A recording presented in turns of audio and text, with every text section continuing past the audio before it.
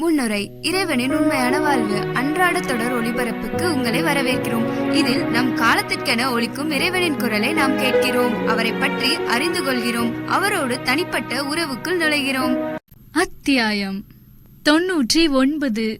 August 24, 1989. இயேசுவா, நான் தான் சிறியவளே, உன்னிடமிருந்து ஒரு கனிவுள்ள பார்வை, ஒரு சிறு புன்சிரிப்பு, என் இருதயம் மகிழ்ச்சியால் துள்ளுகிறது. பிற்பாடு வசுலா, என்னை வாழ்த்தி போற்று. மலரே, என்னோடு இருப்பதில் நீ மகிழ்ச்சி அடைகிறாயா? என் திருப்பெயர் மீண்டும் மகிமைப்படுத்தப்படும் என்பதை அறிந்து கொள். ஆம் என் ஆண்டவரே, நீர் செய்துள்ளவற்றில் நான் மகிழ்ச்சி அடைகிறேன். உமது பெரும் சாதனைகள் எங்கள் எல்லோருக்கும் ஒரு ஆசீர்வாதமாக இருக்கின்றன. அப்படியானால் என் குழந்தாய், என் திருப்பெயர் அன்பு என்று எல்லோரும் அறிந்து கொள்ளுமாறு பூமி முழுவதிலும் என் திருப்பெயரை அறிவி. ஆண்டவரே, தாவீதின் ஒரு சங்கீதத்தை, திருப்பாடலை நான் உமக்கு வாசித்து காட்ட என்னை அனுமதியும். அது நான் தன்னிச்சையாக திறந்தேன். அரசராகி யாவேக்கு ஸ்துதியின் பாடல் என்று அழைக்கப்படுகிறது.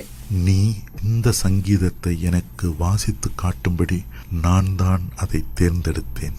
என் வசுலா, என்னை பார்த்தபடி அதை வாசி, நான் கேட்டுக்கொண்டிருக்கிறேன். நான் அந்த சங்கீதத்தை ஆண்டவருக்கு வாசித்தேன்.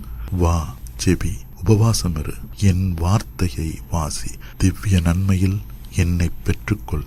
ஜெபமாலை ஜெபி, என்னை ஆராதி, நாங்கள் நாம் என்றென்றும். பிற்பாடு அந்த இரவில், என் ஆண்டவரே, நாம் போய் ஓய்வெடுக்கலாமா? ஆம், நாம் ஓய்வெடுக்கலாம். ஆனால் ஒரு நிபந்தனை. நான் உன் இதயத்தில் ஓய்வெடுக்கிறேன், நீ என் திரு இருதயத்தில் ஓய்வெடு. இது நான் புன்னகைக்கவும் மகிழ்ச்சியால் துள்ளவும் செய்தது. சரி என் ஆண்டவரே. இயேசுவே, நான் உம்மை வாழ்த்துகிறேன். மலரே, நான் உன்னை ஆசிர்வதிக்கிறேன். வா. ஆகஸ்ட் 28, 1989. என் ஆண்டவரே, தயவு செய்து இந்த கேள்விக்கு வேதாகமத்திலிருந்து பதில் தாரும். நீர் உம் பணிப்பெண்ணை ஏற்கனவே இந்த வேலைக்காக தேர்ந்தெடுத்திருக்கிறீர் என்பதால் உம் செய்தி எப்படி பரப்பப்பட வேண்டும் என்று விரும்புகிறீர்? அது பகுதி பகுதியாக பிரிக்கப்பட வேண்டுமா, அல்லது நீர் எனக்கு தந்தது போல முழுமையாக பரப்பப்பட வேண்டுமா? மார்க் 4ஆம் அதிகாரம் இறை வார்த்தைகள் 21 முதல் 23 பதில். என் வசுலா, ஒவ்வொரு ஆன்மாவும் என்னை கண்டு என்னை உணர்ந்து என்னிடம் திரும்பி வரும்படியாக என்னுடைய வார்த்தை ஒளி வீசி பிரகாசிக்கும் ஒரு விளக்கைப் போல் இருக்கிறது. பார்த்தாயா, இந்த உலகின் மீது பாரமாக விழுந்து கிடக்கிற இந்த கொடிய இருளை அகற்ற நான் விரும்புகிறேன். என் விளக்கை நீ உன்னுடைய படுக்கைகளின் கீழ் அல்லாமல் ஒரு விளக்கு தண்டின் மீது வைக்கும்படி அதை நான் உன்னிடம் தருகிறேன். என் ஆண்டவராகிய இயேசுவே, உமக்கு நன்றி. மலரே, வா. உன்னை ஏற்றுக்கொண்ட வீட்டை நான் ஆசிர்வதிக்கிறேன். என் குழந்தைகளை நான் ஆசிர்வதிக்கிறேன். நான் அளவற்ற விதமாக அவர்களை நேசிக்கிறேன். நான் அவர்களை ஒருபோதும் கைவிட மாட்டேன். என் சிலுவையையும் உன் தோள்களின் மீது சுமந்து கொள்.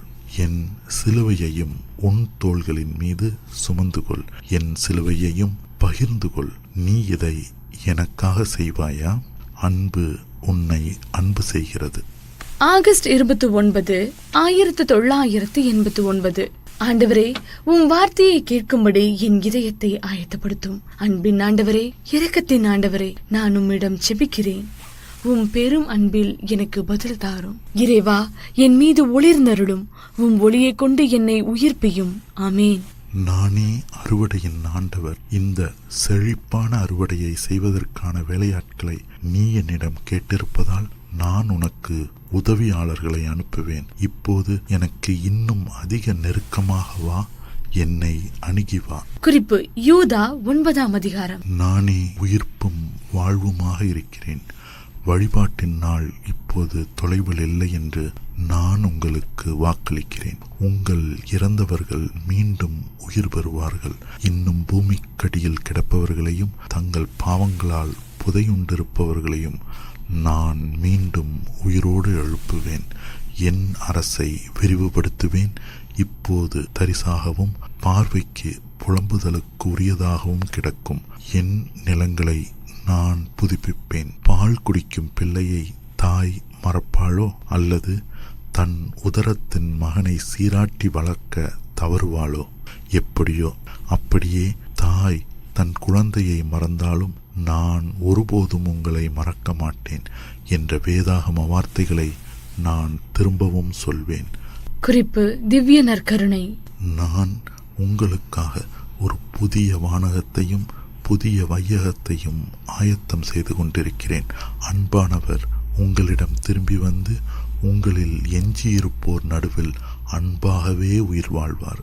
நீங்கள் ஒவ்வொரு தெருமுனையிலும் சந்திக்கிற இந்த பிரேதங்கள் அனைத்தையும் நான் உயிர்ப்பிப்பேன். காற்றைப் போல நான் உங்கள் ஆயர்களை புதிய மேய்ச்சல் நிலங்களுக்கு திரும்ப அடித்து கொண்டு வருவேன். அவர்கள் தங்கள் ஆயனுக்குரிய கோலை கொண்டு பழைய நாட்களில் இருந்தது போல் என் மந்தையை மேய்ச்சலுக்கு இட்டுச் செல்வார்கள். ஏனெனில் அவர்களுடைய கொடிய தன்மை என் சொந்த இல்லத்திற்குள்ளேயே நுழைந்து அநேகரை ஏமாற்றிவிட்டது என்றாலும் அவர்களுடைய பாவங்கள் கடவுளற்ற நிலையை நாடெங்கும் பரப்பிவிட்டன என்றாலும் இன்றாவது அவர்கள் தங்கள் பாவத்தை ஒப்புக்கொள்வார்கள் என்றால் நான் அவர்களை மன்னிக்கவும் மறக்கவும் தயாராக இருக்கிறேன். என் கோபத்தை நான் விளக்குவேன். அது ஒருபோதும் இல்லாதிருந்தது என்பது போல் ஆகிவிடும். ஆனால் இன்று வரையிலும் கூட என் திரு இருதயம் அன்பில்லாமையாலும் உங்கள் யுகத்தின் ஏராளமான பாவங்களாலும் உடைகிறது. என் இருதயத்தை குத்தி தொலைத்து மோட்சத்தை நாணச் செய்த பாவங்கள் அவை. என் தேவாலயத்தை கரைப்படுத்தி என் பரிசுத்த பெயரை அவசங்கை செய்த பாவங்கள் அவை. இருந்தாலும் நீங்கள் எனக்கு காட்டும் ஒரே ஒரு கனிவுள்ள பார்வையை, ஒரே கணநேர மன வருத்தத்தை, தயக்கமுள்ள ஒரு பெரும் மூச்சை, ஒரு லேசான தீர்மானத்தை பார்த்து உங்கள் காலத்தின் குற்றங்களை மன்னித்துவிட நான் தயாராக இருக்கிறேன். என் திருமுகத்தை பார்த்து நீங்கள் செய்யும் ஒரு புன்னகை போதும். நான் உங்களை மன்னித்து உங்கள் பாவங்களை மறந்து விடுவேன். என் காயங்களை கூட நான் பார்க்கவும் மாட்டேன். நீங்கள் ஒரே ஒரு கணம் மனம் வருந்தினால் போதும். நான் உங்கள் சகல அக்கிரமங்களையும் பாவங்களையும் என் பார்வையில் இருந்து அழித்து விடுவேன். இந்த உங்கள் மன வருத்தத்தை கண்டு மோட்சம் முழுவதும் விழா கொண்டாடும். ஏனெனில் உங்கள் புன்னகையும் கனிவுள்ள பார்வையும் தூவத்தைப் போல் என்னால் ஏற்றுக்கொள்ளப்படும். இந்த மன வருத்தத்தின் அற்பமான ஒரு கனப்பொழுது ஒரு புதிய பாடலைப் போல் என்னால் கேட்கப்படும். இன்று நான் என் அன்பின் நிமித்தமாக உங்களை மீட்க இரக்கத்தால் நிரம்பியவராக உங்கள் மீது இறங்கி வருகிறேன். என் அருளின் பரிசுத்த ஆவியானவர் மூடுபனியைப் போல் இருப்பார். அவர் இந்த பூமி முழுவதையும் மூடிக்கொள்வார். நான் மிக அதிகாரப்பூர்வமாக உங்களுக்கு சொல்கிறேன், உங்கள் மீதுள்ள என் வரப்பிரசாதங்களை நான் பெருக செய்வேன். என் வார்த்தை பலரால் வெளிப்படுத்தவும் கேட்கவும் படும். நான் உங்கள் காட்சிகளை அதிகரிப்பேன். அதனால் என் அருளின் பரிசுத்த ஆவியானவரை அலட்சியம் செய்து அவரை அடக்கி ஒடுக்கி விட முயல்பவர்கள் ஒரு தாற்றுக்கோளுக்கு எதிராக உதைப்பவர்களாகவே மட்டுமே இருப்பார்கள். அவர்களுடைய முயற்சிகள் வீணாகும். ஏனெனில் ஆண்டவராகிய நான் உங்களை உயிர்ப்பிக்கவும் நீங்கள் வாழும் இந்த பாலைவனத்தை பண்படுத்தவும் உங்களை ஏமாற்றும் கானல் நீர்களை ஒரு பாலைவன சோலையாக மாற்றவும் எண்ணுகிறேன். உங்கள் இறைவனாகிய நான் உங்கள் முன்னால் நின்று என் பரிசுத்த ஆவியை இன்னும் அழிக்க முயல்பவர்களிடம் இதை கேட்கிறேன். உங்களால் காலத்தின் அடையாளங்களை எப்படி அறியாமல் இருக்க முடிகிறது? என் அடையாளங்களையும் அற்புதங்களையும் அங்கீகரிக்கப்படாதவையாக விட்டுவிட நீங்கள் முடிவு செய்துள்ளது எப்படி? ஏன் திரும்ப திரும்ப நீங்கள் என் வார்த்தைகளை முடக்கிவிட்டு என் இறைவாக்கினர்களை திரும்ப திரும்ப துன்புறுத்தி கொண்டிருக்கிறீர்கள்? உங்கள் இருளை ஒளிர்விக்கிற அந்த சிறிய தீச்சுடரை கண்டு ஏன் பயப்படுகிறீர்கள்?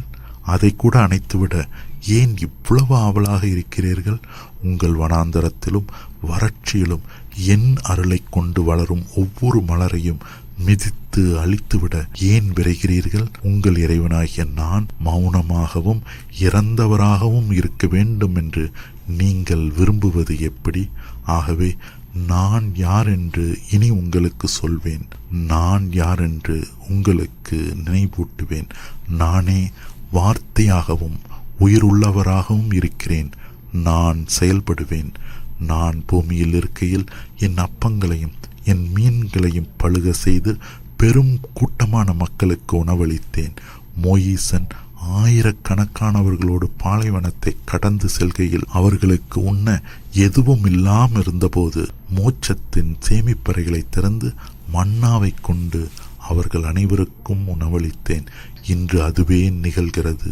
பூமி பாழ்பட்டு கிடப்பதாலும் அது உங்களுக்கு உணவளிக்க போதுமான அப்பத்தை விளைவிக்க முடியாததாலும் அன்புக்குரியவர்களே, நான் என் அருளின் ஆவியை கொண்டு பட்டினியால் வாடுபவர்களும் அசட்டை செய்பவர்களுமான உங்களுக்கு உணவளிக்கும்படி என் அப்பத்தை பெருக செய்வேன். உங்கள் நாட்களில் இது என் பரிசுத்த ஆவியின் பொழிதல் என்று அழைக்கப்படுகிறது. நீங்கள் என்னால் நேரடியாக உணவூட்டப்படுவீர்கள். ஏனெனில் நான் என் அப்பத்தை தொடர்ந்து பழுகச் செய்யவும் ஒருவனும் பசியாயிருக்க விடாமலும் இருக்க எண்ணுகிறேன். வரப்பிரசாதத்தின் இந்த காலங்களில் என் குழந்தைகள் என்னிடம் வர முடியாமல் தடுக்க முயல்பவர்களுக்கு ஐயோ கேடு. ஆகவே இன்னும் சந்தேகப்படுபவர்களே, உங்கள் மனதையல்ல உங்கள் இதயங்களை திறங்கள். என் போதனைகள் ஆரோக்கியமானவை, குணமாக்குபவை. அஞ்சாதீர்கள். இதய எளிமையில் விசுவசியுங்கள். தீர்ப்பிடாதீர்கள். என் ஆவியோடு என்னால் அனுப்பப்பட்ட என் தூதர்களை துர்ப்பிரயோகம் செய்யாதீர்கள். மிக்கேல் அதிதூதரும் கூட மோயிசனின் மரித்த உடலை குறித்து பசாசுடன் வாதிட்ட போது அவதூறான வார்த்தைகளில் அவனை வெளிப்படையாக குற்றம் சாட்ட அவர் துணியவில்லை. அவர் சொன்னதெல்லாம் ஆண்டவரே உன்னை தண்டிப்பாராக என்பது மட்டுமே. யூதா வசனம் 9. என்னில் நம்பிக்கை கொள்ளுங்கள், விசுவாசம் கொள்ளுங்கள், என்னை அன்பு செய்யுங்கள். நான் பரிசுத்தராயிருப்பதால் நீங்களும் பரிசுத்தராக வாழுங்கள். உபவாசம் இருங்கள், பரிகாரம் செய்யுங்கள், மனம் வருந்துங்கள். ஒவ்வொரு நாளும் எனக்கு உங்களை அர்ப்பணியுங்கள். என் கரங்களுக்குள் உங்களை கையளியுங்கள். நான் உங்களை ஒளித்தூண்களாக மாற்றுவேன். இடைவிடாமல் ஜெபியுங்கள். உங்கள் இதயத்தை கொண்டு ஜெபியுங்கள். பரிசுத்தத்தனத்தில் என்னை உட்கொள்ளுங்கள். என் அருள் வரங்கள் உங்கள் மீது பொழியும். ஆராதனை நேரத்தில் வந்து என்னை ஆராதியுங்கள். மிக அதிகமான உங்கள் பாவங்களை சங்கீர்த்தனம் செய்யுங்கள். உங்கள் கடவுளாகிய என்னை மகிழ்வியுங்கள். என்னோடு நடங்கள். என் கட்டளைகளை அனுசரியுங்கள். இடமோ வளமோ பாராதீர்கள். உத்தமமாக இருங்கள். என் மோட்சமாக இருங்கள். ஓ படைப்பே, உன் இறைவனாகிய நான் உன்னை எவ்வளவு அதிகமாக நேசிக்கிறேன் என்பதை மட்டும் நீ அறிந்திருந்தால் என் பாத சுவடுகளில் என்னை பின் செல்ல நீ தயங்கியிருக்க மாட்டாய். ஆறுதலை வேறு இடத்தில் ஏன் தேடுகிறாய்? என் புனித இருதயம் உன் காயங்களுக்கு தைலமாக இருக்கிறது. என் புனித இருதயம் உன் இல்லமாக இருக்கிறது. என் கண்கள் உங்கள் அனைவர் மீதும் இருக்கிறது. நான் உங்கள் ஒவ்வொருவரையும் ஆசீர்வதிக்கிறேன். நான் உங்கள் குடும்பங்களை ஆசீர்வதிக்கிறேன்.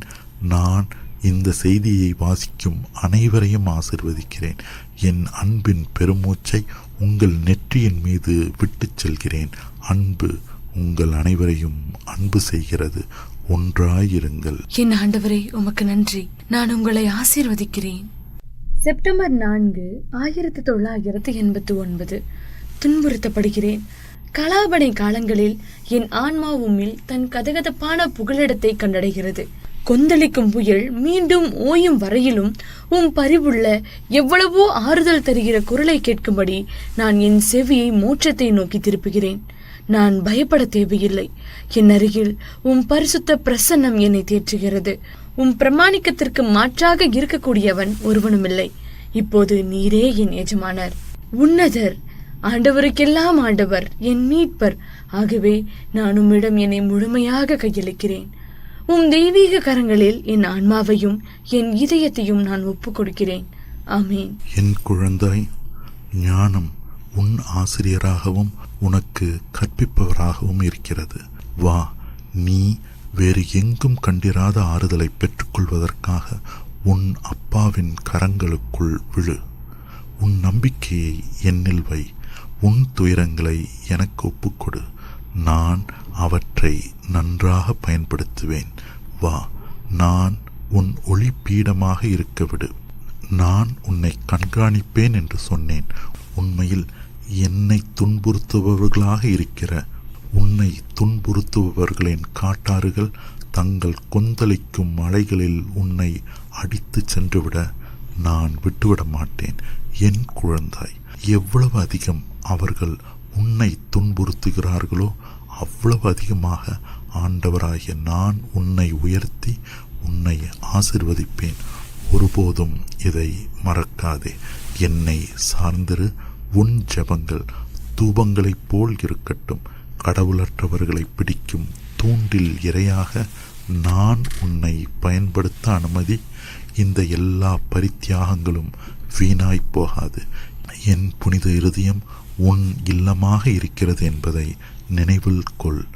நாங்கள் நாம். என் ஆண்டவரே, நாங்கள் நாம். நல்லவராயிரு. ஜெபக்கூட்டத்திற்கான நம் பரிசுத்த அன்னையின் செய்தி. சமாதானம் உங்கள் அனைவரோடும் இருப்பதாக. கடவுள் மட்டுமே ஞானமாக இருக்கிறார். இந்த பாலைவனத்தில் உங்களை கூவி அழைக்கிற ஞானத்தின் குரலை கேளுங்கள். உங்கள் செவிகளை திறந்து அவருடைய குரலை அடையாளம் காணுங்கள். நீங்கள் அனைவரும் ஒருவர் பின் ஒருவராக அவரிடம் அன்பிடம் திரும்பி வந்து அவருடைய பாதச்சுவடுகளில் அவரை பின் செல்லும்படி உங்களை அழைத்து கொண்டிருக்கிறார். என் திருமகன் உங்கள் பலவீனத்தையும் உங்கள் பாவங்களையும் அறிந்திருக்கிறார்.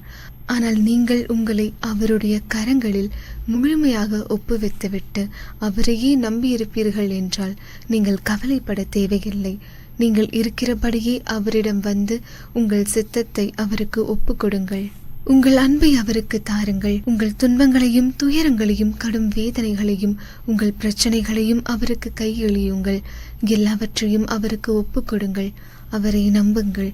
நீங்கள் அவருடைய சமாதானத்தை கண்டடையக்கூடிய அவருடைய புனித இதயத்தின் உள்ளாழங்களுக்குள் உங்களை இட்டு செல்ல அவரை அனுமதியுங்கள். இந்த சமாதானம் உங்கள் ஆன்மாவுக்கு மிக அதிகம் தேவையாயிருக்கிறது. கலக்கத்தையும் பிரிவுகளையும் குழப்பத்தையும் தூண்டி விடுபவனாகிய தீயவனுக்கு எதிராக எப்போதும் நீங்கள் வெளிப்பாய் இருக்க வேண்டும் என நான் விரும்புகிறேன். அவன் முன் எப்போதையும் விட அதிகமாக இப்போது கடவுளின் மீட்பு திட்டத்தை எதிர்த்து போராடி கொண்டிருக்கின்றான். தெரிந்து கொள்ளப்பட்டவர்களையும் கூட அவன் ஏமாற்றிக் கொண்டிருக்கிறான். அவர்களை குழப்பிக் கொண்டிருக்கின்றான். ஆனால் ஆண்டவரின் திருப்பெயரை கூவி அழைப்பவர் யாராயிருந்தாலும் அவருடைய குரல் கேட்கப்பட்டு அவர் விழுந்து விடாதபடி காப்பாற்றப்படுவார். ஆனால் தீயவனுடைய குரலை கேட்பவர்கள் கடவுளிடமிருந்து வரும் நீதியை அடையாளம் கண்டு கொள்ள தவறிவிடுவார்கள். அவர்கள் அன்பின் குரலை அடையாளம் கண்டு கொள்ள தவறிவிடுவார்கள். நற்செய்தியை கொண்டு வருபவர்களின் காலடி சத்தம் வரவேற்கப்பட வேண்டிய சத்தமே என்பதை எப்போதும் நினைவில் கொள்ளுங்கள். அன்பு குழந்தைகளே, உங்கள் இருதயத்தோடு ஜெபியுங்கள். இப்போது பல மக்களினங்களின் மீது பொழியப்பட்டு கொண்டிருக்கின்ற ஆவிக்கு நல்வரவு கூறுங்கள். அன்பின் திரும்பி வருதலின் நாட்கள் எப்படி நெருங்கி வந்து கொண்டிருக்கின்றன என்பதையும் வரப்பிரசாதம் எப்படி உங்களில் மிக பலரின் மீது தங்குதடையின்றி பொழியப்படுகிறது என்பதையும் உணருங்கள். நீங்கள் உங்களை படைத்தவரை அன்பு செய்யும்படி அன்பிற்காக அன்பின் காரணமாகவே படைக்கப்பட்டீர்கள் என்பதையும் இருப்பது எல்லாமே அவராலும் அவருக்காகவுமே உண்டாக்கப்பட்டன என்பதையும் உங்களுக்கு மீண்டும் நினைவுபடுத்துவதோடு நான் என் செய்தியை முடிப்பேன். ஆகவே அவரை போற்றி துதியுங்கள். உங்களை படைத்தவருக்கு மகிமை செலுத்துங்கள். உங்கள் அன்னையாகிய என்னை மகிழ்வியுங்கள். எங்கள் செய்திகளை தியானித்து எங்கள் செய்திகளின்படி வாழுங்கள். நான் உங்கள் அனைவரையும் ஆசிர்வதிக்கின்றேன். உங்கள் குடும்பங்களை ஆசிர்வதிக்கின்றேன். உங்கள் பரிசுத்த அன்னையாகிய நான் உங்கள் அனைவரையும் நேசிக்கிறேன். செப்டம்பர் 5, 1989. என் ஆண்டவரே, நேற்றிரவு நான் நடத்திய பயனற்ற உரையாடலை பற்றி சிந்திப்பதில் பல மணி நேரங்களை நான் செலவிட்டிருக்கிறேன். பிற்பாடு உம்மை அணுகி வரவும் கூட நான் மிகவும் அச்சப்படுகிறேன். வெட்கத்தின் காரணமாக உம்மை எதிர்கொள்ளவும் நான் துணியவில்லை. நிமித்தமாக நான் என்ன சொல்லிவிட்டேன்? ஒன்றுமில்லை. நான் உம்மை கைவிட்டேன். நான் உம்மை மகிமைப்படுத்தவும் இல்லை, உம்மை துதிக்கவும் இல்லை. என்றாலும் வேறெதிலும் அன்றி என் ஆண்டவராகிய உம்மில் மட்டுமே நான் இன்பம் காண்கிறேன். ஆண்டவரே, உம் மீதுள்ள அன்பினால் நான் ஏங்கி தவிக்கிறேன். என் தேவனே, என் இதயத்தை மாசற்றதாகவும் சோதனைக்கு உட்படாமலும் காத்துக்கொள்ளும். என் வசூலா, நான் உன் மீது கொண்டுள்ள இந்த அன்பை உணர்ந்து பார். என் இரக்கம் பெரியது, என் தயவு என் கோபத்தை வென்றுவிட்டது. மகளே, என் வழிகள் புனிதமானவை. ஆகவே நான் பரிசுத்தராயிருப்பதால் நீயும் பரிசுத்தமாயிரு. உன் உரையாடல்கள் என் செவிகளுக்கு இசைபோல் இருக்கட்டும். என் குழந்தாய், ஞானமே உன் ஆசிரியராகவும் உனக்கு கற்பிப்பவராகவும் இருக்கிறது. வெற்று பேச்சை தவிர, பயனற்ற உரையாடல்களை தவிர, பலனுள்ளவளாக இரு. என் போதனைகளில் இருந்து பேசு. நான் உன் ஆலோசகர். என்னிடமிருந்து எப்போதும் அறிவுரை வரும். என்னுடைய மாணவர்கள் உத்தமமாயிருக்க வேண்டுமென்று நான் விரும்புகிறேன். ஆகவே உத்தமமாயிரு. புரணி, வெற்று பேச்சு என்பன போன்று உங்களை கீழே இழுக்கிற எல்லா காரியங்களையும் வெறுத்து ஒதுக்கு. நான் உன்னை அன்பு செய்கிறேன். நீ உத்தமமாயிருக்க வேண்டுமென்று விரும்புகிறேன். என் பிரசன்னத்தை உணர். என் பிரதிபலிப்பாக இருப்பதன் மூலம் என்னை மகிமைப்படுத்து. எனக்காக பேசு. என் கரத்தில் இருக்கிற ஒரு மாணவன் பரிசுத்தமாக நிலைத்திருப்பதோடு தன் குருவின் குரலை கேட்கவும் வேண்டும். என் அருள்வரம் உன்மீது இருக்கிறது. நீ என் கட்டளைகளை அனுசரித்து பின்பற்ற வேண்டுமென நான் ஆசைக்கிறேன். தொடக்கத்திலிருந்தே நான் எப்படி உன்னை என் புனித இருதயத்தில் வைத்திருக்கிறேன் என்பதை புரிந்துகொள். என் ஆவி உன்மீது உள்ளது. அன்புக்குரியவளே, நான் உன்னை ஆசிர்வதித்தேன். தைரியம் கொள். இதெல்லாம் வீணாகாது. நீ செய்ய வேண்டியதெல்லாம் என்னை நேசிப்பதும் என்னை ஆராதிப்பதும் உன் கரத்தை பயன்படுத்த என்னை அனுமதிப்பதும் தான். நீ என் எதிரொலியாக இருக்க வேண்டுமென நான் ஆசிக்கிறேன். ஆண்டவரே, நீ சொல்வதன் அர்த்தம் என்ன? ஜெப கூட்டங்களில் நீ என் செய்திகளை வாசிக்க வேண்டும் என்று கூறுகிறேன். நான் மகிமைப்படுத்தப்படுவதாக உணர்கிறேன். நான் உனக்கு தரும் எல்லாவற்றையும் அடிக்கடி தியானித்து ஏற்றுக்கொள். மலரே, என் சிலுவையோடு நான் உன்னிடம் வருகிறேன். நான் சற்று நேரம் இளைப்பாற வேண்டியுள்ளது. எனக்காக என் சிலுவையை சுமந்து கொள்வாயா? என் ஆண்டவரே, மன உவப்போடு சுமந்து கொள்வேன். நான் உனக்கு என்ன தருகிறேன் என்பதை நினைவில் கொள். என் சிலுவை விலை மதிப்பு மிக்கது. என் சிலுவையை உயர்த்து. பிற்பாடு உன் தோள்களிலிருந்து அதை எடுத்துக்கொள்வதற்காக நான் திரும்ப வருவேன். என் குழந்தாய், நான் பயன்படுத்தக்கூடியவர்களாயிருக்கும் ஆன்மாக்களில் நான் இன்பம் காண்கிறேன். எனக்கு எதையும் ஒருபோதும் மறுக்காதே. எப்போதும் ஆயத்தமாகவும் உன் இறைவனாகிய நான் பயன்படுத்தக்கூடியவளாகவும் இரு. முடிவுரை. இறைவனின் உண்மையான வாழ்வு அன்றாட தொடர் ஒளிபரப்பை இப்போது நீங்கள் கேட்டீர்கள். ஒரு புதிய ஒளிபரப்பில் மீண்டும் நாளை உங்களை காண நாங்கள் மிகவும் ஆவலாக இருக்கிறோம்.